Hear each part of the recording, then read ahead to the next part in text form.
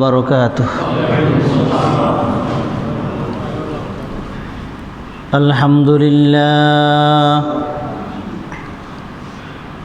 الحمد لله الأكرم الذي علم القرآن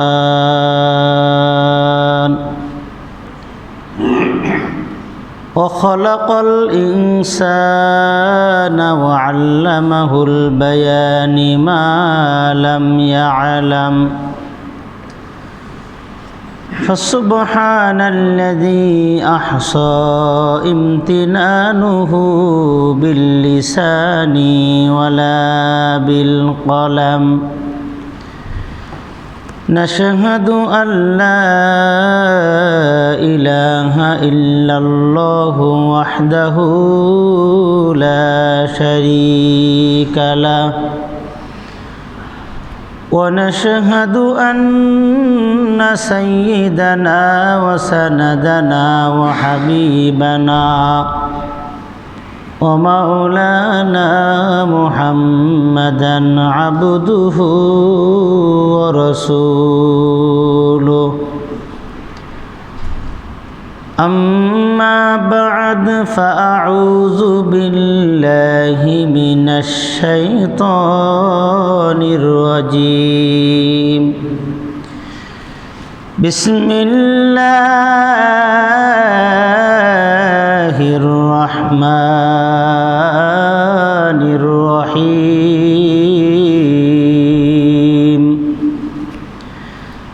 قل إن كنتم تحبون الله فاتبعوني يحببكم الله ويغفر لكم ذنوبكم والله غفور رحيم وقال رسول الله صلى الله عليه وسلم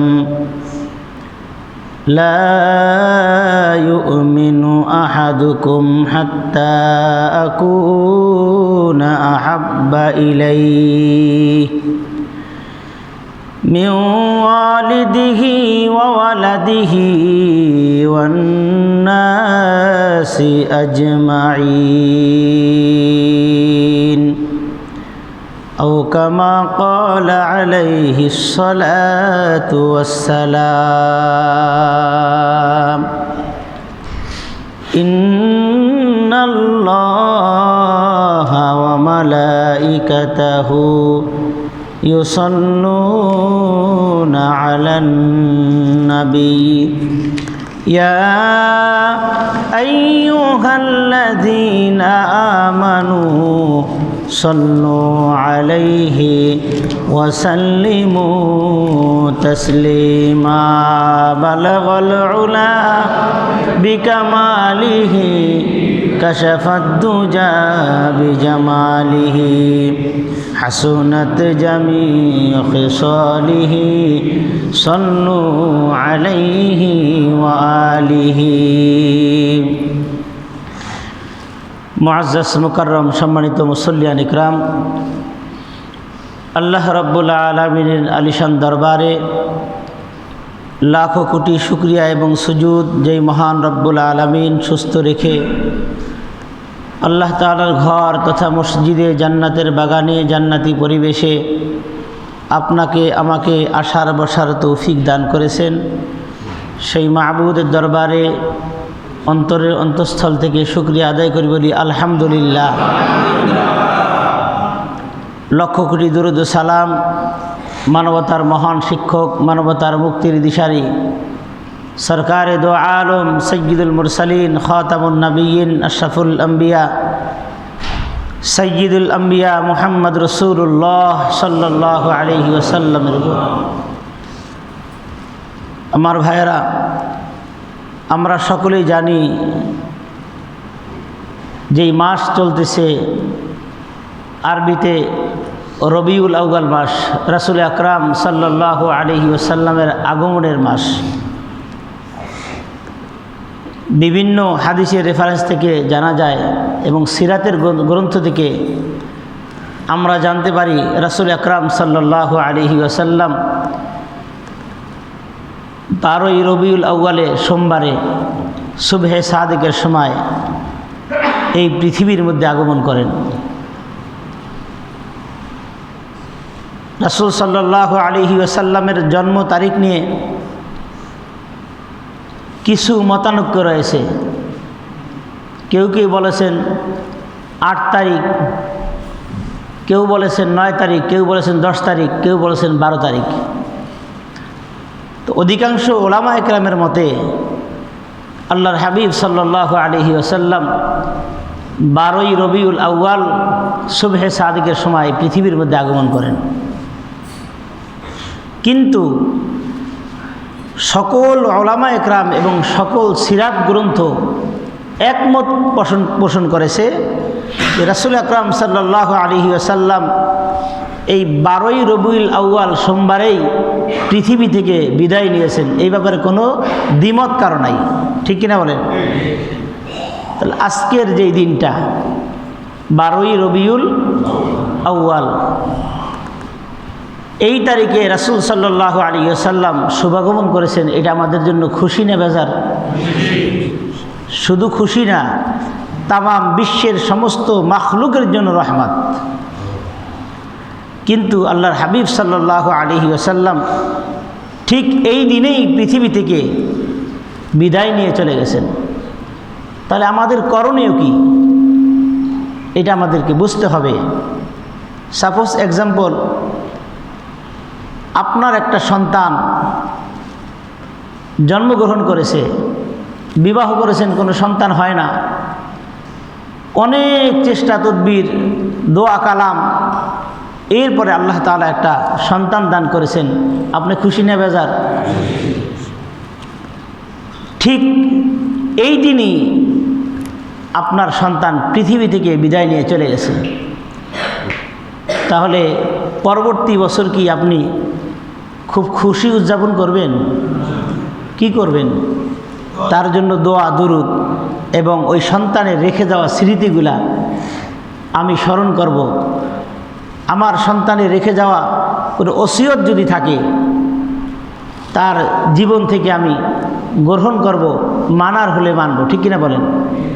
ঠিক রাসূল আকরাম সাল্লাল্লাহু আলাইহি ওয়াসাল্লামের আগমনে আমরা খুশি, বেজার না। কিন্তু রাসূল আকরাম সাল্লাল্লাহু আলাইহি ওয়াসাল্লাম এই পৃথিবী থেকে বিদায় নিয়ে চলে গেলেন। আমাদের করণীয় কি? আমাদের করণীয় হচ্ছে খুশি উদযাপন করে র্যালি করা না। আমাদের করণীয় হচ্ছে রাসূল আকরাম সাল্লাল্লাহু আলাইহি ওয়াসাল্লামের জিন্দিগির ওঠা বসা, চাল চলন, কথাবার্তা সব কিছু আমার জীবনে, আমার ওঠায় বসায় চাল চলনে প্রতিষ্ঠিত করা, ঠিক কিনা বলেন? তাই রবিউল আউয়াল এলেই যে আমরা রাসূলের গুণগান গাব, আমরা শান্তির মিছিল করব, শুধু তাই নয়, শান্তির মিছিলের সাথে রাসূলের জীবন আদর্শ আমাদেরকে বাস্তবায়ন করার চেষ্টা করতে হবে, ঠিক কিনা বলেন? তাই আমি তাদেরকে বলতে চাই যারা এই স্লোগান দেয় যে মিলাদুন্নবী কায়েম করো, সিরাতুন্নবী বর্জন করো, দেয় কি দেয় না? আবার একদল আছে সিরাতুন্নবী কায়েম করো, মিলাদুন্নবী বর্জন করো। আমরা এই দুই দলেরই বিপক্ষে, ঠিক কিনা বলেন? আমাদের স্লোগান হবে মিলাদুন্নবী স্মরণ করো, সিরাতুন্নবী কায়েম করো, ঠিক কিনা বলেন? সকলে কথাটা বোঝেন নাই? মিলাদুন্নবী স্মরণ করো, সিরাতুন্নবী কায়েম করো। কারণ মিলাদুন্নবী স্মরণ করার বিষয়। মিলাদুন্নবী মানে রাসূল সাল্লাল্লাহু আলাইহি ওয়াসাল্লামের জন্ম বৃত্তান্ত। এই জন্ম বৃত্তান্ত যদি আপনি প্রতিষ্ঠিত করতে যান তাহলে আপনাকে আবার ওইভাবে জন্মগ্রহণ করতে হবে, ঠিক কিনা বলেন? ওটা হচ্ছে স্মরণ করার বিষয়। ওটা স্মরণ করলে আমাদের ঈমান বাড়বে। রাসূল আকরাম সাল্লাল্লাহু আলাইহি ওয়াসাল্লামের শুভাগমনের হাজার হাজার বছর আগে থেকেই রাসূলের মুআজিজা ছিল, ঠিক কিনা বলেন? তা রাসূল সাল্লাল্লাহু আলাইহি ওয়াসাল্লামের পৃথিবীতে আগমন স্বাভাবিক কোনো শিশুর মতো ছিল না, স্বাভাবিক জন্মগ্রহণের মতো ছিল না। তাই রাসূল সাল্লাল্লাহু আলাইহি ওয়াসাল্লামের জন্মগ্রহণের পরবর্তী প্রত্যেকটা মুহূর্ত আমাদের জন্য স্মরণীয়, আমাদের জন্য করণীয় কি? রাসূল আকরাম সাল্লাল্লাহু আলাইহি ওয়াসাল্লামের 40 বছর জিন্দিগি থেকে 63 বছর জিন্দিগির যে কাজকর্ম উঠা বসা ছিল সবগুলো আমাদের জন্য করণীয়, বর্জনীয় এবং প্রতিষ্ঠিত করতে হবে আমাকে, ঠিক কিনা বলেন? আমি যে আয়াতে কারিমা আপনাদের সাথে তেলাওয়াত করেছি, এই আয়াতে কারিমার ব্যাখ্যা বিশ্লেষণ আপনারা অনেকবার শুনেছেন। সূরা আলে ইমরানের 31 নম্বর আয়াত। আমি আজকে এই আয়াতেরই কিছু কথা বলবো, একটু ব্যতিক্রম কিছু কথা, যেখান থেকে আমি শিক্ষা অর্জন করে বাড়িতে যেতে পারি। দেখেন আল্লাহ তাআলা এখানে কি বলেন, কুল ইন কুনতুম তুহিব্বুনাল্লাহ ফাত্তাবিউনি ইউহিব্বুকুমুল্লাহ। আমার আল্লাহ রাব্বুল আলামিন রাসূল আকরাম সাল্লাল্লাহু আলাইহি ওয়াসাল্লামকে বলে দিলেন, ইয়া রাসূলুল্লাহ, ইয়া হাবিবাল্লাহ, আপনি আপনার উম্মতদেরকে জানায় দিন, ইন কুনতুম তুহিব্বুনাল্লাহ, আপনার উম্মতদেরকে জানায় দিন, তারা যদি আমি আল্লাহকে ভালোবাসতে চায় অথবা আমি আল্লাহর ভালোবাসা পাইতে চায়, আপনি আপনার উম্মতদেরকে বলে দিন, ফাত্তাবিউনি, তারা যেন আপনি নবীকে অনুসরণ করে।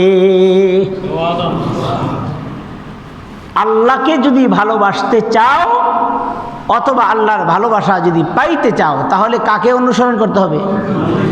নাকি আল্লাহ তাআলা এখানে রাসূলকে ভালোবাসার কথা বলছে? কথা বুঝছেন? কিন্তু ফাত্তাবিউনি রাসূলকে অনুসরণ করার কথা বলছে, ঠিক কিনা বলেন? তাহলে আমাদের দেশে ভালোবাসার কিছু তারতম্য আছে। ভালোবাসার জন্য আমরা 3টা শব্দ ইউজ করে থাকি, একটা অনুসরণ, একটা প্রেম, একটা ভালোবাসা। 3টা শব্দের একই কিন্তু অর্থ, কিন্তু ব্যাখ্যা বিশ্লেষণ একটু ডিফারেন্স। সেটা কেমন? প্রেম শব্দটা সব জায়গায় লাগানো যায় না, ভালোবাসা মোহাব্বত এটা সব জায়গায় লাগানো যায়, ঠিক কিনা বলেন? আপনি যদি আপনার আম্মাকে গিয়ে বলেন, আম্মা আমি আপনাকে অনেক ভালোবাসি, খুশি হবে না বেজার হবে? সবাই জবাব দিবেন। আপনার বাবাকে যদি বলেন, আপনার খালাকে যদি বলেন, আপনার বোনকে যদি গিয়ে বলেন, খুশি হবে না? যে আমি আপনাকে এত ভালোবাসি, আমার অর্থ সম্পদ যা কিছু আছে প্রয়োজনে জীবন দিয়ে আপনাদের সুখে দুঃখে থাকবো, আপনাদেরকে এত ভালোবাসি, খুশি হবে না বেজার হবে? খুশি তো হবেই। খালায় পারলে খালার মেয়েটা বিয়ে দিয়ে দিব, ঠিক কিনা বলেন? কিন্তু প্রেম শব্দটা যদি ওই জায়গায় গিয়ে লাগান যে খালা আমি আপনার সাথে একটু প্রেম করতে চাই, তো জুতা কি পায়ে থাকবে না গালে আইব? কথা বলেন? গালে আইব। কারণ প্রেম শব্দটা সব জায়গায় লাগানো যায় না। ঠিক তদ্রূপ রাসূল আকরাম সাল্লাল্লাহু আলাইহি ওয়াসাল্লামের নামের আগে প্রেম শব্দটা ব্যবহার হয় না। যারা রাসূলের নামে প্রেম খেলা খেলে দেখবেন তারা খানকায়, মসজিদে, হুজরাখানায় বসে রাসূলের নামে সারাদিন গানই গায়, কিন্তু রাসূলের বিরুদ্ধে কোনো কথা বললে তারা কোনো কথা প্রতিবাদ করে না, ঠিক কিনা বলেন? রাসূলকে মোহাব্বত করতে হবে, ভালোবাসতে হবে। কিভাবে? অনুসরণের মাধ্যমে। শুধুমাত্র ভালোবাসলেই কিন্তু আবার জান্নাতে যাওয়া যাবে না, ঠিক কিনা বলেন? ভালোবাসা, এখন ভালোবাসা এবং অনুসরণ এই দুটার মধ্যে পার্থক্য কি? পার্থক্য হচ্ছে আমাকে আপনারা অনেকেই ভালোবাসেন, যে হুজুর আপনার অনেক ভাল লাগে, আমার অনেকে আমাকে পছন্দ করে কিন্তু অনুসরণ করে না।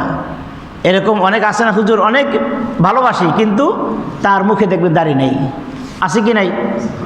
অনেকে আমাকে ভালোবাসে, আমার টুপি পাগড়ি আছে, তার কিন্তু টুপি পাগড়ি নেই, কিন্তু আমাকে ভালোবাসে, ঠিক কিনা বলেন? তাহলে আমাকে অনুসরণ করে না কিন্তু ভালোবাসে। ঠিক তদ্রূপ রাসূল আকরাম সাল্লাল্লাহু আলাইহি ওয়াসাল্লামকে অনুসরণ যারা ভালোবাসে, এইটার মধ্যেও ভেজাল আছে কি নাই? বলেন, ভেজাল আছে। কেমন ভেজাল? আল্লাহর হাবিব সাল্লাল্লাহু আলাইহি ওয়াসাল্লাম পৃথিবীর জমিনে যখন আগমন করলেন, আবু লাহাবের দাসী সুয়াইবা রাসূল আকরাম সাল্লাল্লাহু আলাইহি ওয়াসাল্লামের আগমনের সংবাদ আবু লাহাবের কাছে দিয়ে দিলেন। আবু লাহাব খুশি হয়ে গেলেন, এত খুশি হলেন, আমার ভাই নাই দুনিয়ার মধ্যে, আমার ভাইয়ের ঘরে একজন সন্তান হয়েছে, এত খুশি হইলেন। খুশি হইয়া আবু লাহাবের দাসী সুয়াইবাকে এই আজাদ করে দিলেন, মুক্ত করে দিলেন। ঠিক কিনা বলেন? শুধু তাই নয়, আল্লাহর হাবিব সাল্লাল্লাহু আলাইহি ওয়াসাল্লাম আস্তে আস্তে বেড়ে উঠলেন। কাফের মুশরিক ইহুদিরা রাসূল সাল্লাল্লাহু আলাইহি ওয়াসাল্লামকে এত ভালোবাসতো, রাসূল আকরাম সাল্লাল্লাহু আলাইহি ওয়াসাল্লামের কাছে আমানত খ্রিস্টানরা রাখতো। ঠিক কিনা বলেন? কাফের মুশরিকরা আমানত রাখতো। এই অবস্থা দেখে আবু জাহেল রাসূল আকরাম সাল্লাল্লাহু আলাইহি ওয়াসাল্লামকে মোহাব্বত করে ভালোবেসে আল আমিন উপাধি দিল। ঠিক কিনা বলেন?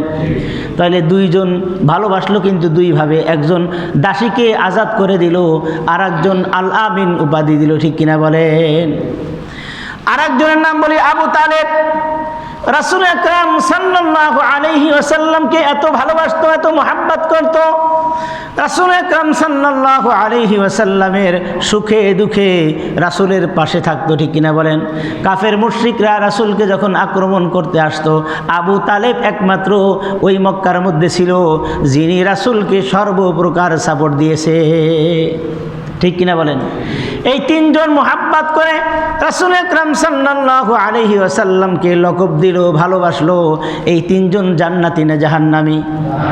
আরো জোরে বলেন, আরো জোরে বলেন। রাসূলকে ভালোবাসার পরেও তারা জাহান্নামী কেন? 40 বছর বয়সে যখন রাসূল সাল্লাল্লাহু আলাইহি ওয়াসাল্লামের কাছে আসমানি কিতাব আসলো, অর্থাৎ কোরআন আসলো।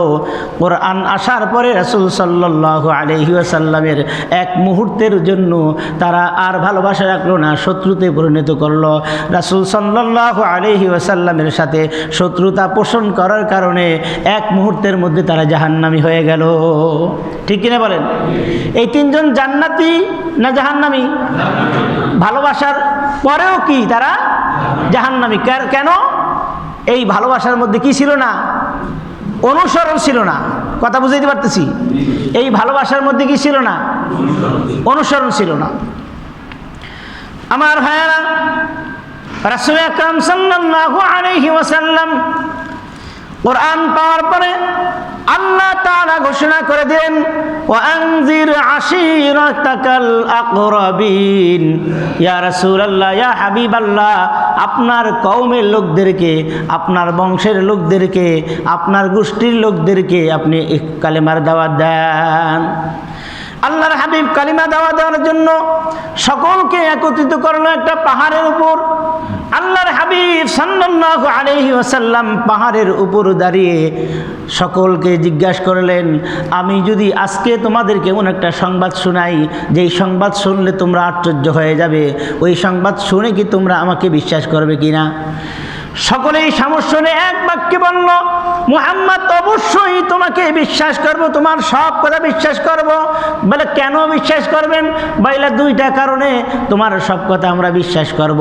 এক নম্বর কারণ হচ্ছে 40 বছর পর্যন্ত তোমার ওঠা বসায় চাল চলনে কোনো দিন কখনো কোথাও মিথ্যা কথা বলো নাই। 2 নম্বর কারণ হচ্ছে, হে মুহাম্মদ, তুমি আমাদের উপরে দাঁড়ানো, তুমি যদি এই মুহূর্তে কোনো কিছু দেখে আমাকে বলো, আমাদেরকে বলো, অবশ্যই বিশ্বাস করব। আল্লাহর হাবিব সাল্লাল্লাহু আলাইহি ওয়াসাল্লাম বলেন, তাহলে শোনো, পাহাড়ের ওপারে যদি আমি বলি একদল শত্রু তোমাদেরকে ধ্বংস করার জন্য ওত পেতে রয়েছে, তোমরা বিশ্বাস করবে নি? বলে, হ্যাঁ, অবশ্যই বিশ্বাস করব। আল্লাহর হাবিব সাল্লাল্লাহু আলাইহি ওয়াসাল্লাম বলেন, হে আমার গোষ্ঠীর লোকেরা, এতদিন তোমরা আমাকে আব্দুল্লাহর বেটা মুহাম্মদ হিসাবে মেনেছো, আজকে থেকে আমাকে আব্দুল্লাহর বেটা মুহাম্মদ নয়, আমাকে মুহাম্মাদুর রাসূলুল্লাহ সাল্লাল্লাহু আলাইহি ওয়াসাল্লাম হিসাবে মানতে হবে। তোমরা সকলেই বলো, লা ইলাহা ইল্লাল্লাহু মুহাম্মাদুর রাসূলুল্লাহ তুফলিহুন। আল্লাহ ছাড়া কোনো মাবুদ নাই, মুহাম্মদ সাল্লাল্লাহু আলাইহি ওয়াসাল্লাম আল্লাহ তাআলার পক্ষ থেকে প্রেরিত রাসূল। অবশ্যই অবশ্যই এই কথা মনে প্রাণে বিশ্বাস করে নিলে তুফলিহুন, তোমরা ভবিষ্যৎ, তোমরা আগামী আখিরাতে কবরের জগতে তোমরা নাজাত পেয়ে জান্নাতি হতে পারবে। সুবহানাল্লাহ। আল্লাহর হাবিব এই কথা বলতে দেরি আছে, আবু লাহাব একটা পাথর হাতে নিয়ে রাসূল আকরাম সাল্লাল্লাহু আলাইহি ওয়াসাল্লামের দিকে ছুঁড়ে মারলো আর বলল, তাব্বালাকা ইয়া মুহাম্মদ, হে মুহাম্মদ তুমি ধ্বংস হয়ে যাও। নাউজুবিল্লাহ। আল্লাহ তাআলা সাথে সাথে কুরআনুল কারীমের আয়াত নাজিল করে আল্লাহর হাবিবকে জানিয়ে দিল, তাব্বাত ইয়াদা আবি লাহাবিন ওয়া তাব। ইয়া রাসূলুল্লাহ, ইয়া হাবিবাল্লাহ, মন খারাপ করবেন না, আমি আল্লাহ তাআলা আবু লাহাবের উভয় হাতকে ধ্বংস করে দিলাম। তাফসীরের মধ্যে এসেছে আবু লাহাব পাথর মারছে কয় হাত দ্বারা? যেটা বলেন আল্লাহ তাআলা বলেন ইয়াদা, বহু বচন, তার উভয় হাত ধ্বংস করবে। কারণ কি? আল্লাহ কি অবিচারক? কি বলেন? এক হাত দ্বারা মারছে, আল্লাহ ধ্বংস করছে দুই হাত। এ দ্বারা বোঝা যায় কি আল্লাহ অবিচারক? না না, এক হাতটা যখন পাথর নিক্ষেপ করছে বাম হাতে সহযোগিতা করছে। দেখবেন ডান হাত দ্বারা কোনো কাজ করলে বাম হাতে কিন্তু সহযোগিতা করে, ঠিক কিনা বলেন? বাম হাত দ্বারা, ডান হাত দিয়ে যদি আপনি কোনো কাজ করেন, বাম হাত যদি ওই কাজটা নাও ধরে, কিন্তু বাম হাত আপনাকে শক্তি যোগায়, ঠিক কিনা বলেন? হাঁটার সময় দেখবেন যদি বাম হাত পকেটে নিয়ে হাঁটেন, এক হাত ঝুলান, হাঁটায় মজা পাবেন না, ঠিক কিনা বলেন? হাঁটায় মজা থাকবে না। আল্লাহ তাআলা বলেন শুধু আবু লাহাব নয়, আবু লাহাবের প্রেতাত্মা কিয়ামত পর্যন্ত যত আসবে, আপনার বিরুদ্ধে যারা লড়বে, আপনার বিরুদ্ধে যারা ব্যঙ্গচিত্র করবে, আপনাকে যারা গালি দিবে, আমি আল্লাহ তাআলা তাদেরকে ধ্বংস করে দিব। জোরে বলি নাউজুবিল্লাহ। আবু লাহাবের দোসররা পৃথিবীতে আছে কি নাই? আরো জোরে বলেন। আছে মানে আমাদের সমাজের মধ্যে আছে, না হলে ফ্রান্সের মতো ওই কুলাঙ্গার রাসূলের ব্যঙ্গচিত্র করার সাহস পাইতো না, ঠিক কিনা বলেন? তার কারণ আমরা নিজেরা তাদেরকে বন্ধু বানাই নিয়েছি, কাজে করবে আদবে আখলাকে তাদেরকে আমরা বন্ধু বানাই নিয়েছি, ঠিক কিনা বলেন? যেই রাসূলকে গালি দেওয়া তো দূরের কথা, যেই রাসূলের সামনে উচ্চ আওয়াজে কথা বলাও নিষেধ, ঠিক কিনা বলেন? আল্লাহ তাআলা বলেন ইয়া আইয়ুহাল্লাযীনা আমানু লা তারফাউ আসওয়াতাকুম ফাওকা সাওতিন নবী। হে ঈমানদারগণ, তোমরা নবীর সামনে উচ্চ আওয়াজে কথা বলো না। এমন আওয়াজে কথা বলো না যেন তোমাদের আওয়াজ রাসূলের আওয়াজের উপরে চলে যায়, ঠিক না বলেন? তারই ধারাবাহিকতায় আল্লাহর হাবিব সাল্লাল্লাহু আলাইহি ওয়াসাল্লাম বলেন আল উলামা ওয়ারাসাতুল আম্বিয়া, নবীরা হচ্ছে, আলেমরা হচ্ছে নবীদের উত্তরসূরি, ঠিক কিনা বলেন? আলেমরা নবীদের উত্তরসূরি। ওই হিসাবে এখনো ধারাবাহিকতায় যারা আলেমদের কাতারে রয়েছে, আম পাবলিক আলেমের বিরুদ্ধে কথা বলা তো দূরের কথা, তাদের সামনে উচ্চ আওয়াজেও কথা বলা নিষেধ। এই সম্মান আমাদের সমাজে আসেনি? মসজিদে হুজুর ইমাম ইক্তেদাইতে বিহাদাল ইমাম, বাহিরে গিয়ে খবর নাই, ঠিক কিনা বলেন? মসজিদে ওই হুজুর ঠিক আছে, আরে আপনার বক্তব্য ঠিক আছে, বাইরে গিয়ে সমালোচনা শুরু করে দেয় রাস্তায় গিয়ে, ঠিক কিনা বলেন? আমার ভাইরা, আমাদের কারণেই আল্লাহ তাআলা বলেন ইয়া আইয়ুহাল্লাযীনা আমানু লা তাত্তাখিযুল ইয়াহুদা ওয়ান নাসারা আউলিয়া। ইহুদি নাসারাদেরকে তোমরা বন্ধু হিসাবে গ্রহণ করিও না।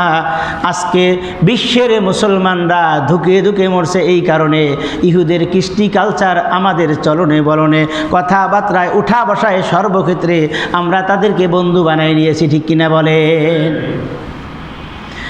আমার ভাইয়েরা, রাসূল আকরাম সাল্লাল্লাহু আলাইহি ওয়াসাল্লামকে গালি দেওয়া তো দূরের কথা, যারা গালি দিয়েছে তাদের পরিণতি জানুন।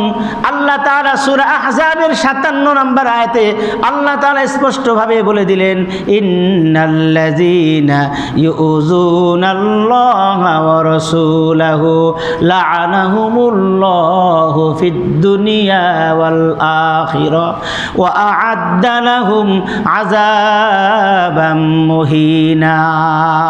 আল্লাহু আকবার। আল্লাহ তাআলা বলেন, নিঃসন্দেহে আল্লাহ এবং রাসূলকে যারা গালি দিবে আমি আল্লাহ তাআলা লাআনাহুমুল্লাহু ফিদ দুনিয়া ওয়াল আখিরাহ, আমি আল্লাহ তাআলা দুনিয়ার মধ্যে তাদেরকে আযাব গজব দিব, লাআনত দিব। শুধু তাই নয়, আখিরাতে আমি আল্লাহ তাআলা তাদেরকে জাহান্নামে পাঠিয়ে দিব। আজ পর্যন্ত পৃথিবীর ইতিহাসে রাসূল আকরাম সাল্লাল্লাহু আলাইহি ওয়াসাল্লামের বিরুদ্ধে যারাই লড়েছে দুনিয়ার মধ্যেই তারা কিন্তু ধ্বংস হয়ে গেছে। হয়তো ইতিহাস আমাদের জানা নাই, ঠিক কিনা বলেন? 100% গ্যারান্টি আল্লাহর কসম করে বলতেছি, ওই ফ্রান্সের কুলাঙ্গারের ধ্বংস শুরু হয়ে গেছে। আপনারা ইতিমধ্যে ফেসবুকে ইন্টারনেটে দেখেছেন, ওই কুলাঙ্গারের দেশে কিন্তু অগ্নিকাণ্ড ঘটেছে, তাদের গির্জা পুড়ে তার ছাই ছাই হয়ে গেছে, ঠিক কিনা বলেন?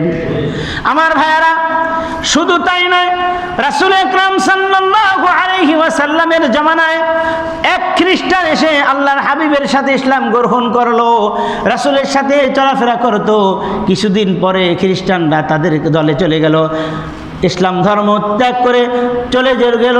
যাওয়ার পরে ওই দলের কাছে গিয়ে বললে, মা উরিদু মুহাম্মাদ ইল্লা মা কাতাবতু লাহু। হে আমার দলের লোকেরা শোনো, মুহাম্মদ সাল্লাল্লাহু আলাইহি ওয়াসাল্লাম কোনো কথা বলতে পারে না, আসমানি আওয়াজ তার কাছে আসে না, আমি যা যা লিখে দিই মুহাম্মদ ঠিক তাই বলে। নাউজুবিল্লাহ। ওই কুলাঙ্গারের মৃত্যু হয়ে গেল। বুখারী হাদিস খুলে দেখেন, ওই কুলাঙ্গারের মৃত্যু হয়ে গেল, তাকে দাফন করা হলো মাটির তলে। ঠিক পরের দিন সকালে গেল, মাটি তাকে গ্রহণ করলো না। লোকজন এসে গেল, কি ব্যাপার, গতকালকে তাকে দাফন করে গেলাম, সে তো মাটির উপরে পড়ে আছে। আরো গভীর গর্ত করে তাকে মাটির নিচে পুঁতে ফেলা হলো। ঠিক তৃতীয় দিন এসে দেখে মাটি তাকে গ্রহণ করে নাই, উপরে ফেলে দিয়েছে। শুধু তাই নয়, চতুর্থ দিন তাকে এমনভাবে দাফন করে এত গভীর নিচে দিয়েছে, পরের দিন এসে দেখে মাটি তাকে গ্রহণ করে নাই, উপরে ফেলে দিয়েছে। এর পরের দিন সকলে চিন্তা করলো, না মাটি তো এই কুলাঙ্গারকে গ্রহণ করবে না, একে কোনো ডাস্টবিনে অথবা কোনো বনের মধ্যে ফেলে দেওয়া হোক। আমার ভাইয়েরা, মরা গরু গোশত, মরা মানুষের গোশত কুকুরে খায় কি খায় না? কুকুরে খায়, শকুনে খায়। তাদের চিন্তা ধারণা এই সকল জানোয়ার, হিংস্র প্রাণী তারা খেয়ে ফেলবে। কয়েকদিন পরে গিয়ে দেখলো পচে গেল, গন্ধ বের হয়েছে। বনের হিংস্র প্রাণী কুকুর, শিয়াল তারে খায় তো দূরকে, তার কাছেও স্পর্শ করে নাই। রাসূল আকরাম সাল্লাল্লাহু আলাইহি ওয়াসাল্লামের বিরুদ্ধে যারাই বিরুদ্ধাচরণ করবে, দুনিয়ার মধ্যে আল্লাহ তাআলা দেখাই দিয়েছেন তাদেরকে দুনিয়ার মাটি গ্রহণ করবে তো দূরের কথা, কোনো কুকুর শিয়ালও তাদের গোশতগুলো খাবে না, ঠিক কিনা বলে? তাহলে রাসূল সাল্লাল্লাহু আলাইহি ওয়াসাল্লামকে মুহাব্বত করতে হবে অনুসরণের মাধ্যমে, ঠিক কিনা বলেন? এবার আসেন আরেকটু সামনে যাই। অনুসরণের মাধ্যমেও যদি মুহাব্বত করে অনেকে জান্নাতে যেতে পারে না, যদি ইখলাস না থাকে, ঠিক কিনা বলেন? একটা ঘটনা শোনাই দেই। আল্লাহর হাবিব সাল্লাল্লাহু আলাইহি ওয়াসাল্লামের জমানায় সবচাইতে বড় মুনাফিকের নাম ছিল আব্দুল্লাহ ইবনে উবাই ইবনে সুলুল, ঠিক কিনা বলেন? আব্দুল্লাহ ইবনে উবাই ইবনে সুলুল মুনাফিকের সর্দার, কিন্তু রাসূল সাল্লাল্লাহু আলাইহি ওয়াসাল্লামের মাথায় পাগড়ি ছিল, তার মাথায়ও পাগড়ি ছিল। রাসূল সাল্লাল্লাহু আলাইহি ওয়াসাল্লামের পিছনে নামাজ পড়তো, তার গায়ে জুব্বা ছিল, রাসূলের গায়েও জুব্বা ছিল। অনুসরণ করতো কি করতো না? অবশ্যই অনুসরণ করতো, কিন্তু ছিল মুনাফিক। এই মুনাফিক তার দলের কাছে যখন যাইতো তখন বলতো, আমি তো তোমাদের দলে আছি, মুহাম্মদকে ধোঁকা দেওয়ার জন্য গেছি। ইউখাদিউনাল্লাহ ওয়াল্লাযীনা আমানু ওয়া মা ইয়াখদাউনা ইল্লা আনফুসাহুম ওয়া মা ইয়াশউরুন।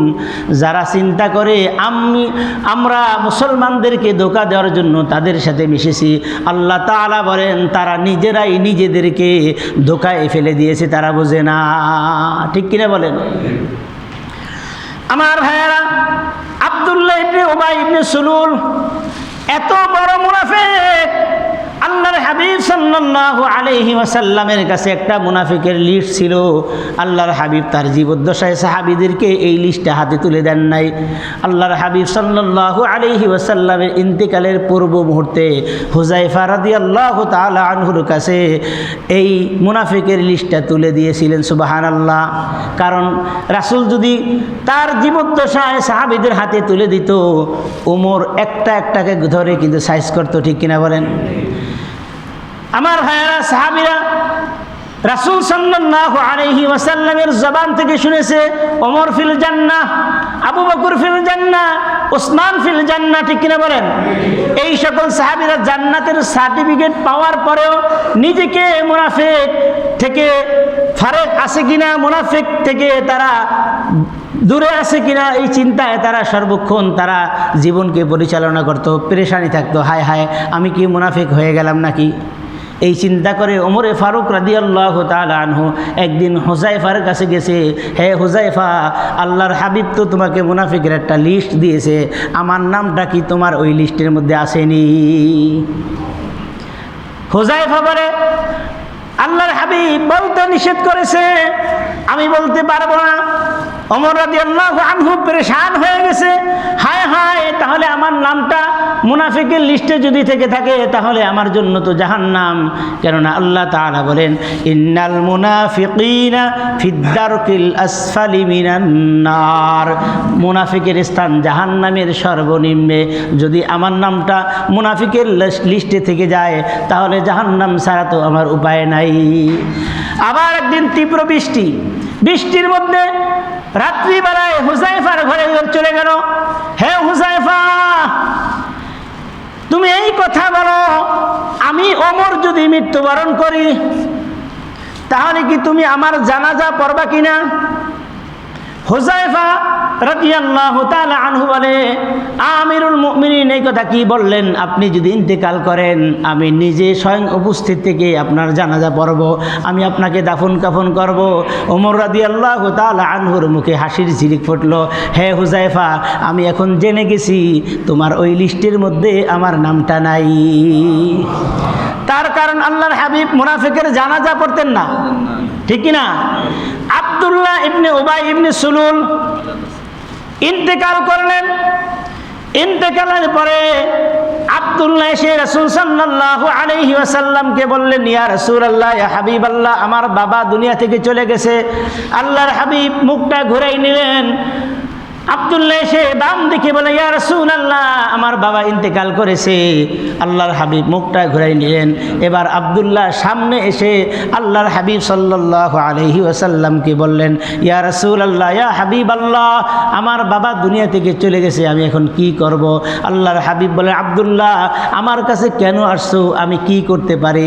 আব্দুল্লাহ বলতেছে, ইয়া রাসূলুল্লাহ, ইয়া হাবিবাল্লাহ, আমি জানি আমার বাবা সারা জীবন আপনার বিরুদ্ধে করেছে, আপনার বিরুদ্ধে লড়েছে, আপনার সাথে একই প্লেটে খাবার খাইছে, কিন্তু মুনাফিকের কাছে গিয়ে সঙ্গ দিয়েছে। আমার বাবা আপনার সাথে চলাফেরা করেছে, আপনাকে মারার জন্য বিভিন্ন কলা কৌশল কায়দা কারণ মুনাফিকদের সাথে গিয়ে করেছে। নাউজুবিল্লাহ। ইয়া রাসূলুল্লাহ, আমি চাই আমার বাবার জানাজা আপনি পড়ান। আল্লাহু আকবার বলেন। কেমন দয়ার নবী, কেমন দয়ার নবী! আল্লাহর হাবিব সাল্লাল্লাহু আলাইহি ওয়াসাল্লাম ঘোষণা দিয়ে দিলেন, হে আব্দুল্লাহ, আমি তোমার বাবার জানাজা পড়াবো। আব্দুল্লাহ রাদিয়াল্লাহু তাআলা আনহু খুশি হয়ে ঘর থেকে বের হয়ে গেলেন, প্রচার করতে লাগলেন, হে মদিনার সকলে শোনো, আমার বাবার জানাজা পড়ার জন্য রাসূল আকরাম সাল্লাল্লাহু আলাইহি ওয়াসাল্লাম রাজি হয়ে গেছে। ওমর রাদিয়াল্লাহু আনহু শোনার পরে, ওমর তো গোসা, মুনাফিকের জানাজা রাসূল পড়বেন, এটা হতে পারে না। আল্লাহর হাবিব সাল্লাল্লাহু আলাইহি ওয়াসাল্লামের কাছে ওমর এসে স্মরণ করাই দিলেন, ইয়া রাসূলুল্লাহ, ইয়া হাবিবাল্লাহ, আপনি কি কোরআনের আয়াতটা কি ভুলে গেছেন? আল্লাহর হাবিব বলে, কোন আয়াত বলো তো ওমর? ওমর রাদিয়াল্লাহু তাআলা আনহু বলেন, ইস্তাগফির লাহুম আও লা তাস্তাগফির লাহুম ইন তাস্তাগফির লাহুম ৭০ মাররাতান ফালান ইয়াগফিরাল ইয়াগফিরাল্লাহু লাহুম যালিকা বিআন্নাহুম কাফারু বিল্লাহি ওয়া রাসূলিহি ওয়াল্লাহু লা ইয়াহদিল কওমাল ফাসিকিন। আল্লাহু আকবার। ইয়া রাসূলুল্লাহ, ইয়া হাবিবাল্লাহ, আল্লাহ তাআলা সূরা তাওবার 80 নম্বর আয়াতে কারিমায় আল্লাহ তাআলা বলেন, মুনাফিকের জানাজা পড়াও আর না পড়াও সমান কথা। যদি আপনি 70 বার তার জন্য দোয়া করেন, ফালাই ইয়াগফিরাল্লাহু লাহুম, আল্লাহ তাআলা তার দোয়া কবুল করবে না। 70 বার দোয়া করলেও কি হবে না? কবুল হবে না। আল্লাহর হাবিব বলেন, হে ওমর, আল্লাহ তাআলা তো আমাকে রাহমাতাল লিল আলামিন করে পাঠাইছেন, আমি আমার উম্মতের জন্য 70 বার নয়, আমি 70 বারের বেশি দোয়া করব। সুবহানাল্লাহ। জানাজা হয়ে গেল, বিশাল জানাজা, প্রায় 1000 থেকে 1200 সাহাবী নিয়ে জানাজা করলেন। জানাজা করার আগে আল্লাহর হাবিব আব্দুল্লাহ রাদিয়াল্লাহু আনহুকে আল্লাহর হাবিব সাল্লাল্লাহু আলাইহি ওয়াসাল্লামের একটা জুব্বা মুবারক খুলে দিলেন। সুবহানাল্লাহ। কেমন দয়ার নবী! আল্লাহর হাবিব জুব্বা মুবারক খুলে দিলে আব্দুল্লাহকে বলে, হে আব্দুল্লাহ, তোমার বাবার কাছে আমি একটা ঋণী ছিলাম, ওই ঋণটা আজকে পরিশোধ করার সুযোগ পেয়ে গেলাম। সুবহানাল্লাহ। ইয়া রাসূলুল্লাহ, কিসের ঋণ? আল্লাহর হাবিব বলেন, হে আব্দুল্লাহ, তোমার বাবা দেহ আকৃতি অনেক বড় ছিল, শরীরটা অনেক লম্বা চড়া ছিল, কিন্তু উহুদের যুদ্ধের সময় আমার চাচা আব্বাস রাদিয়াল্লাহু তাআলা আনহু শহীদ হয়ে গেছে। ওই যুদ্ধে আমার চাচার দাফন কাফনের জন্য কাপড় শর্ট পড়ে গেছে, কারণ আমার চাচাও ছিল অনেক দীর্ঘকায়, অনেক লম্বা। এদিক দিয়ে মিলাইলে পায়ের দিক দিয়ে খালি হয়ে যেত, পায়ের দিক দিয়ে মিলাইলে মাথার দিক দিয়ে খালি হয়ে যেত। তোমার আব্বা আব্দুল্লাহ ইবনে উবাই ইবনে সুলুল সেই দিন আমার চাচার দাফনের জন্য, কাফনের জন্য তোমার বাবার জুব্বা মুবারক খুলে দিয়েছিল, সেই ঋণটা আমি আজকে পরিশোধ করে দিলাম। সুবহানাল্লাহ। জানাজা হয়ে গেল, আমার ভাইয়ের আল্লাহর হাবিব দাফনের জন্য চলে গেলেন। ওমর রাদিয়াল্লাহু আনহু মনে মনে বেজার, হায় হায়, জানাজা হয়ে গেল, এখন রাসূল দোয়া করবে। আল্লাহ তাআলা ওমর রাদিয়াল্লাহু তাআলা আনহুর মনের খবর জানেন কি জানেন না? যেই ওমরকে দেখলে শয়তান অন্য রাস্তা দিয়ে চলতো, ঠিক কিনা বলেন? যেই ওমর মদিনায় কে কি স্বপ্ন দেখতো সেইটাও বলতে পারতো। সুবহানাল্লাহ। একদিকে ওমর ছিল গরম, আর একদিকে ওমর ছিল নরম। রাসূল আকরাম সাল্লাল্লাহু আলাইহি ওয়াসাল্লামের কথার সামনে ওমর রাদিয়াল্লাহু আনহু মোমের মতো গলে যেত। সুবহানাল্লাহ। কিন্তু ওমর মনে মনে বলতেছে, হায় হায়, আল্লাহর হাবিব না জানি আবার তার জন্য হাত উঠাই ফেলে। ওমর চাইতেছে এখন কোন কোরআনের আয়াত নাজিল হোক, রাসূলকে আল্লাহ তাআলা নিজে বন্ধ করে দেন। আল্লাহ তাআলা ওমর রাদিয়াল্লাহু তাআলা আনহুর মর্জি মেজাজ অনুযায়ী কোরআনে পাকের 21 জায়গায় কোরআনের পাকের আয়াত নাজিল করেছে। সুবহানাল্লাহ। ওমর এখন এই মুহূর্তে একটা জিনিস চাইছে, আল্লাহ তাআলা কোরআনের আয়াত দ্বারা ওটা সাবিত করে দিয়েছে, ঠিক কিনা বলেন? আমার ভাইয়েরা, আল্লাহ তাআলা ওমর রাদিয়াল্লাহু আনহুর মেজাজ মর্জি অনুযায়ী কোরআনের আয়াত নাজিল করে দিলেন। সুবহানাল্লাহ। আল্লাহ তাআলা বলেন সূরা তাওবার 84 নম্বর আয়াত, 10 নম্বর পারা, 19 নম্বর পৃষ্ঠার 11 নম্বর লাইনে আল্লাহ তাআলা বলেন, ওয়ালা তুসাল্লি আলা আহাদিম মিনহুম মাতা আবাদান ওয়ালা তাকুম আলা কবরিহি ইন্নাহুম কাফারু বিল্লাহি ওয়া রাসূলিহি ওয়া মাতু ওয়া হুম ফাসিকুন। আল্লাহু আকবার। ইয়া রাসূলুল্লাহ, ইয়া হাবিবাল্লাহ, আপনি দয়ার নবী, রহমতের নবী, জানাজা পড়াই দিয়েছেন, ঠিক আছে, কিন্তু আপনি ওয়ালা তুসাল্লি আলা আহাদিম মিনহুম মাতা আবাদাও, আর কখনো আপনি মুনাফিকের জানাজা পড়াইবেন তো দূরের কথা, তাদের জন্য হাত তুলেও আল্লাহর কাছে দোয়া করবেন না। তার কারণ তারা আল্লাহ এবং রাসূলের বিরোধিতা করেছে সারা জীবন। শুধু তাই নয়, ওয়ামাতু ওয়া হুম ফাসিকুন, ফাসিক অবস্থায় তারা দুনিয়া থেকে মৃত্যুবরণ করেছে।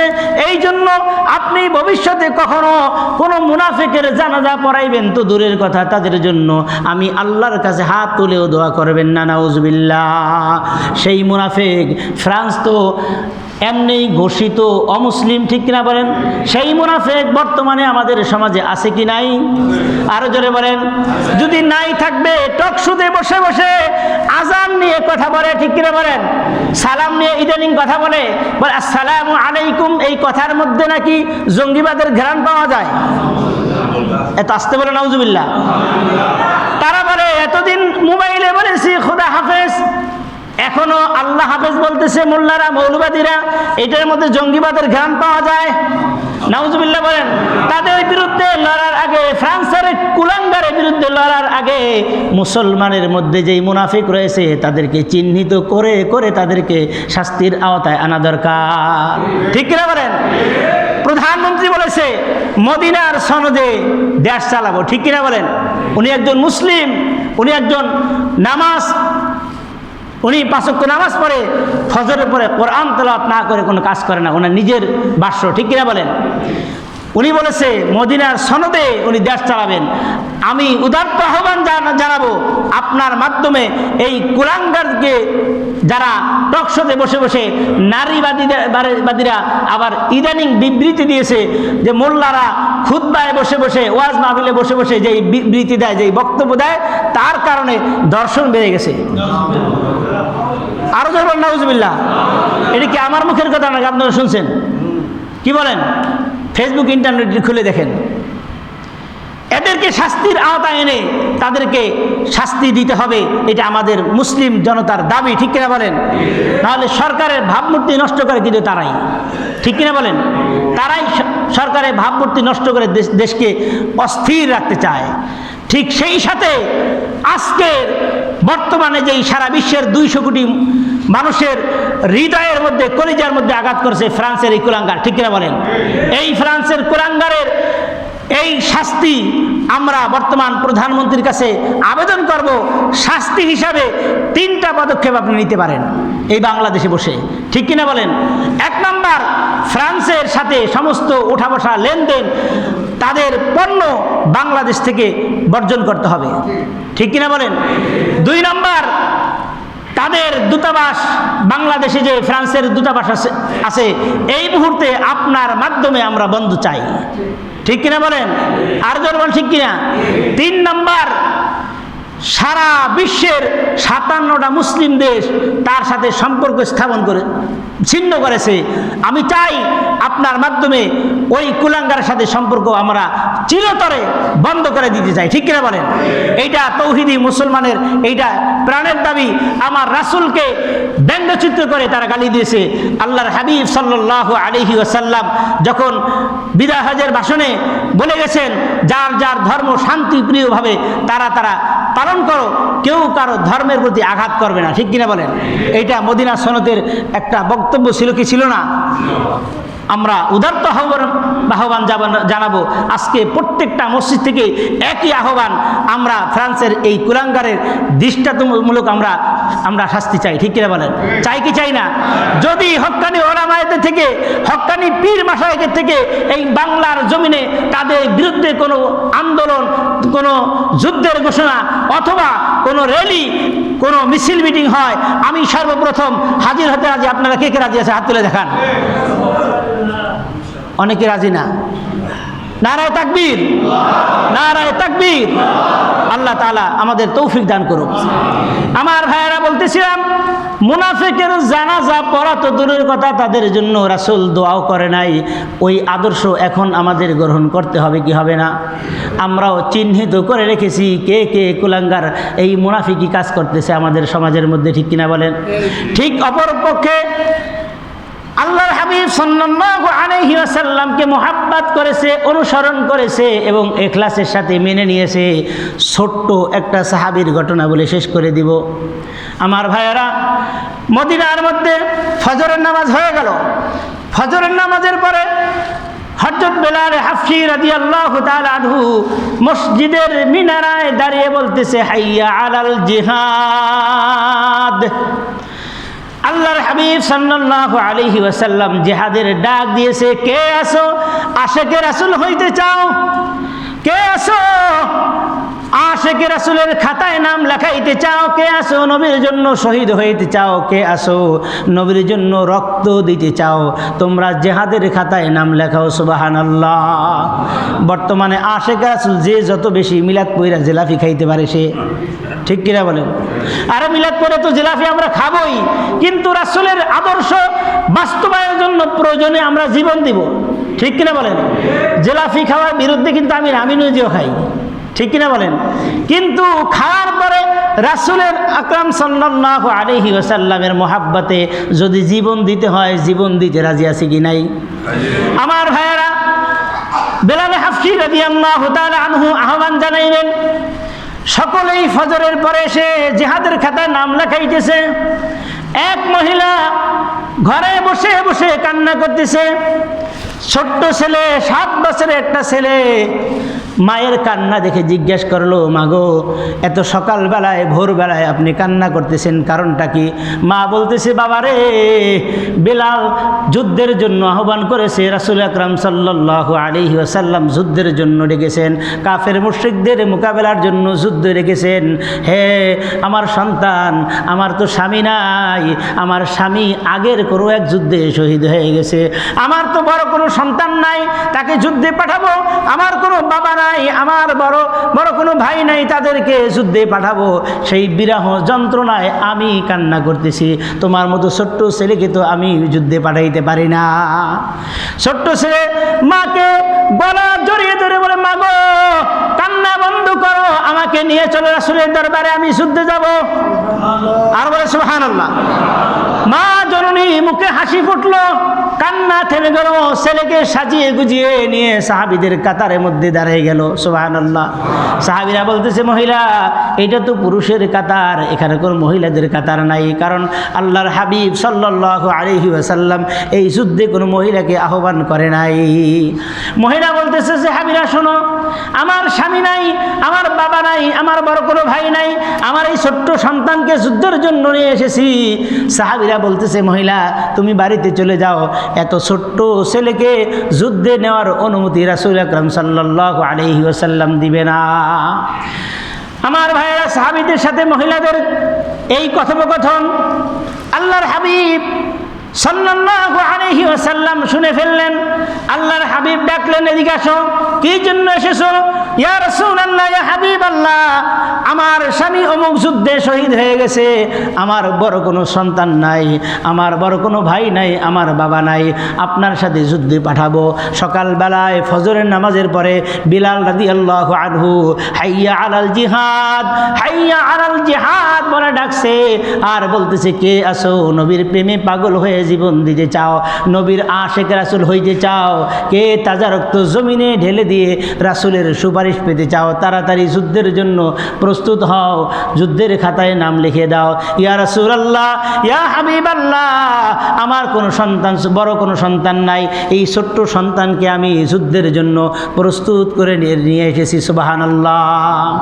আল্লাহর হাবিব খুশি হয়ে গেলেন, কিন্তু মহিলাকে বুঝিয়ে পাঠাই দিলেন, হ্যাঁ মহিলা, তোমার এই ছোট্ট ছেলে যুদ্ধে নেওয়ার মতো বয়স হয় নাই, আরো বড় হইলে তুমি আমার কাছে নিয়ে এসেছো। সুবহানাল্লাহ। মহিলা মনটা খারাপ করে চলে গেল। ওই ছোট্ট সন্তান মাকে ধরে বলে, মা গো, আমি তো তোমাকে কথা দিয়েছি, মুজাহিদের মা না বানায় আমি ঘরে ফিরব না, আমাকে রাসূলের দরবারে আবার একটু নিয়ে চলো, আল্লাহর রাসূলের সাথে আমি 2টা কথা বলবো। সুবহানাল্লাহ। আমাকে নিয়ে চলেন, আমি রাসূল সাল্লাল্লাহু আলাইহি ওয়াসাল্লামের সাথে আমি কথা বলবো। আমার ভাইয়েরা, মহিলা আবার রাসূলের কাছে আসলো। রাসূল আকরাম সাল্লাল্লাহু আলাইহি ওয়াসাল্লাম জিজ্ঞেস করলো, কিরে মহিলা আবার আসলো কেন? ইয়া রাসূলুল্লাহ, ইয়া হাবিবাল্লাহ, আমি জানি আমার ছোট্ট ছেলে যুদ্ধের কোনো কাজে আসবে না, তবে একটা কাজে আসতে পারে। ইয়া রাসূলুল্লাহ, আপনার দিকে যখন তীর নিক্ষেপ করবে কাফের মুশরিকের দলেরা, বাম দিক দিয়ে যখন নিক্ষেপ করবে, আমার সন্তানকে তুলে ধরবেন ঢালের মতো, আমার সন্তানের শরীরের মধ্যে এই তীরগুলা লাগবে, আপনার শরীরে লাগবে না। ইয়া রাসূলুল্লাহ, ইয়া হাবিবাল্লাহ, সামনে থেকে যখন তীর নিক্ষেপ করবে, আমার সন্তানকে ঢাল হিসেবে তুলে ধরবেন, ডান দিক থেকে যখন তীর নিক্ষেপ করবে, আমার সন্তানকে ডান দিক থেকে তুলে ধরবেন। যখন বুক ছিদ্র হয়ে যাবে, ঝাঁঝরা হয়ে যাবে, উল্টায়া পিঠ দিয়ে আপনি ঢাল হিসেবে ব্যবহার করবেন। আল্লাহু আকবার। এখন যদি আমাদের কারো মার কাছে এই সংবাদ যায়, আপনার ছেলেকে যুদ্ধের জন্য পাঠাইবেনি? পাঠাইবে না। আমরা কি মুসলমান আর তারা কি মুসলমান ছিল? রাসূলকে কেমন মোহাব্বত করেছে তারা, জীবন থেকে তারা রাসূল সাল্লাল্লাহু আলাইহি ওয়াসাল্লামকে বেশি মোহাব্বত করেছে, ঠিক কিনা বলেন? আল্লাহর হাবিব বলেন, লা ইউমিনু আহাদুকুম হাত্তা আকুনা হাব্বা ইলাইহি মিন ওয়ালিদিহি ওয়া ওয়ালাদিহি ওয়ান নাসি আজমাইন। ততক্ষণ পর্যন্ত তোমাদের মধ্যে কেউ পূর্ণ ঈমানদার হতে পারবে না যতক্ষণ পর্যন্ত নিজের জীবন, সন্তান সন্ততি, মা বাবা, আত্মীয় স্বজন, ধন সম্পদ থেকে আমি রাসূলকে যতক্ষণ পর্যন্ত বেশি মোহাব্বত করতে না পারবে ততক্ষণ পর্যন্ত তোমরা কেউ কামিল ঈমানদার হতে পারবে না। মহিলার কথা শুনে আল্লাহর হাবিব খুশি হয়ে গেলেন, কিন্তু আবার বুঝিয়ে পাঠাই দিবেন। এই মুহূর্তে ছোট্ট সন্তান, 7 বছরের সন্তান বলতেছে, ইয়া রাসূলুল্লাহ, ইয়া হাবিবাল্লাহ, আমি আপনার সাথে কথা বলতে চাই। আল্লাহর হাবিব সাল্লাল্লাহু আলাইহি ওয়াসাল্লাম অনুমতি দিয়ে দিল। ছোট্ট সন্তান বলতেছে, ইয়া রাসূলুল্লাহ, ইয়া হাবিবাল্লাহ, আমি দেখেছি আমার মা যখন চুলায় রান্না করে, রান্না করার সময় ছোট ছোট লাকড়িগুলা আগে চুলার মধ্যে দিয়ে গরম করে। চুলার মধ্যে দিয়ে ছোট ছোট লাকড়ি দিয়ে চুলা গরম করে, আগুন জ্বালায়। এরপরে বড় লাকড়িগুলা দিয়ে পাকের কাজ শেষ করে। আমরা যারা গ্রামে ছিলাম, শহরে অনেকে বুঝবেন এই কথাটা, যে গ্রামে যারা ছিলেন দেখবেন মা জননী যখন রান্না করেছে ছোট ছোট লাকড়ি দিয়ে কিন্তু আগে আগুন জ্বালাইছে, ঠিক কিনা বলেন? ঠিক পরবর্তীতে বড় লাকড়ি দিয়ে রান্না কাজ শেষ করেছে। ইয়া রাসূলুল্লাহ, ইয়া হাবিবাল্লাহ, আমার মা যখন রান্না করত ছোট লাকড়িগুলা চুলার মধ্যে দিয়ে আগে চুলা গরম করত, ঠিক তদ্রূপভাবে আমাকে আপনি যুদ্ধে নিয়ে যান। যুদ্ধ যখন শুরু হয়ে যাবে আমাকে সর্বপ্রথম পাঠাই দিবেন, আমি শহীদ হইয়া যুদ্ধের ময়দান গরম করে দিব। সুবহানাল্লাহ। কেমন সাহাবী ছিল, কেমন আশেক রাসূল ছিল। এখন আমরা তো দেওয়ালে দেওয়ালে বিশ্বে আশেক রাসূল লিখে আশেক রাসূল আমরা পরিচয় দিতে চাই। না রে ভাই, না। আল্লাহর হাবিব সাল্লাল্লাহু আলাইহি ওয়াসাল্লামের সাহাবীরা রক্ত দিয়ে, জীবন দিয়ে, জান মাল সব কিছু দিয়ে আল্লাহর হাবিব সাল্লাল্লাহু আলাইহি ওয়াসাল্লামের মান সম্মান ইজ্জত আবরু রক্ষা করেছে, ঠিক কিনা বলেন? আল্লাহর হাবিব সাল্লাল্লাহু আলাইহি ওয়াসাল্লাম এমন খুশি হয়ে গেলেন, ছোট্ট ছেলেকে বুকে তুলে নিলেন, চুমা খাইতেছে আর হাউমাউ করে কাঁদতেছে। এই মুহূর্তে আল্লাহ তাআলা জিবরাইল আলাইহিস সালাতু ওয়াস সালামকে পাঠিয়ে দিয়েছে, হে জিবরাইল, যাও যাও আমার নবীর কাছে একটা সুসংবাদ দিয়ে আসো। সুবহানাল্লাহ। জিবরাইল এসে বলে, ইয়া রাসূলুল্লাহ, ইয়া হাবিবাল্লাহ, যুদ্ধের জন্য আপনি নাম লিস্ট করেছেন? বলে, হ্যাঁ লিস্ট করেছি। এই ছেলেটার নাম তো কোথাও নাই, আপনি অনুমতি দিতেছেন না। আপনি যেমন একটা লিস্ট করেছেন, আল্লাহ তাআলা আসমানের মধ্যে ফেরেশতাদেরকে দিয়ে একটা লিস্ট করাইছে, ওই লিস্টের মধ্যে সর্বপ্রথম এই বাচ্চার নামটা আল্লাহ তাআলা লিখে দিয়েছে। সুবহানাল্লাহ। সাহাবীদের কেমন জজবা ছিল, কেমন মোহাব্বত ছিল, কেমন ভালোবাসা ছিল। আর যদি রাসূল সাল্লাল্লাহু আলাইহি ওয়াসাল্লামের ইজ্জত আবরু রক্ষার জন্য হক্কানি উলামায়ের পক্ষ থেকে, কোনো পীর মাশায়েখের পক্ষ থেকে এই ধরনের কোনো আহ্বান আসে, আমরা রাসূলের জন্য জীবন জানমাল দিতে রাজি আছি কি নাই? আরো জোরে বলেন। আল্লাহ তাআলা আমাদেরকে আমল করা তৌফিক দান করুক। সর্বক্ষেত্রে আল্লাহর হাবিবের মোহাব্বত, ভালোবাসা, অনুসরণ, ইখলাস নিয়ে রাসূলের আদর্শ বাস্তবায়ন করা তৌফিক দান করুক। জোরে বলে আমিন। ওয়া আখির দাওয়ানা আলহামদুলিল্লাহি রাব্বিল আলামিন।